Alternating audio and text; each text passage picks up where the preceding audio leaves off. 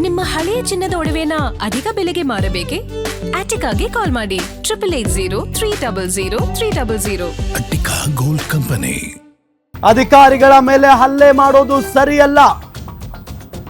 ಏನೇ ವಿಚಾರ ಇದ್ರೂ ಕೂತ್ಕೊಂಡು ಮಾತಾಡಬೇಕು. ಯಾರೇ ಆದ್ರೂ ಅಧಿಕಾರಿಗಳ ಮೇಲೆ ಹಲ್ಲೆ ಮಾಡಿದ್ದು ತಪ್ಪು. ಅಧಿಕಾರಿಗಳ ಮೇಲೆ ಹಲ್ಲೆ ಮಾಡಿದವರ ವಿರುದ್ಧ ಕಠಿಣ ಕ್ರಮ ಆಗುತ್ತೆ. ದೆಹಲಿಯಲ್ಲಿ ಶಿವಾಜಿನಗರ ಶಾಸಕ ರಿಜ್ವಾನ್ ಅರ್ಷದ್ ಹೇಳಿಕೆಯನ್ನ ಕೊಟ್ಟಿದ್ದಾರೆ ಮತ್ತು ಈ ವಿಚಾರಕ್ಕೆ ಸಂಬಂಧಪಟ್ಟಂತೆ ಕೇವಲ ಕಾಂಗ್ರೆಸ್ ನಾಯಕರು ಅಥವಾ ಸರ್ಕಾರದ ನಾಯಕರು ಮಾತ್ರ ಮಾತಾಡಂಗಿಲ್ಲ, ಪಕ್ಷಾತೀತವಾಗಿ ಇದನ್ನ ಖಂಡಿಸಬೇಕು. ಇಂಥ ಘಟನೆಗಳಾದಂತಹ ಸಂದರ್ಭದಲ್ಲಿ ಪಕ್ಷಾತೀತವಾಗಿ ಇದನ್ನ ಖಂಡಿಸಬೇಕು. ಸಾರ್ವಜನಿಕರ ಒಳತಿಗಾಗಿ ನಡೆದಿರುವ ಇಂಥ ಕೆಲಸಕ್ಕೆ ವಕೀಲರ ಸಂಘಟನೆಗಳು, ಸಾರ್ವಜನಿಕರು ಬೆಂಬಲವನ್ನ ಕೊಡಬೇಕು. ಹೆಗ್ಗ ಮುಗ್ಗ ಹೊಡಿತಾರೆ, ಬಕೆಟ್ಗಳನ್ನ ತಗೊಂಡು ಮಗ್ಗು ಕುರ್ಚಿಗಳಿಂದ ಅಧಿಕಾರಿಗಳ ಮೇಲೆ ದಾಳಿ ಮಾಡ್ತಾರೆ ಅಂತ ಅಂದ್ರೆ ಆ ಅಧಿಕಾರಿಗಳ ಮೇಲೆ ಏನ್ರಿ ದ್ವೇಷ ನಿಮಗೆ?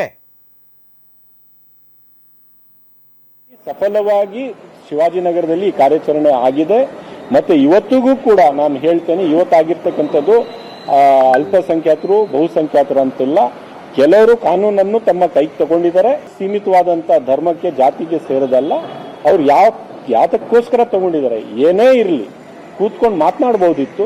ಅವರು ಹಲ್ಲೆ ಮಾಡ್ತಾ ಇರ್ತಕ್ಕಂಥದ್ದು ಸರಿ ಇಲ್ಲ, ನಾನು ಖಂಡಿಸ್ತೇನೆ.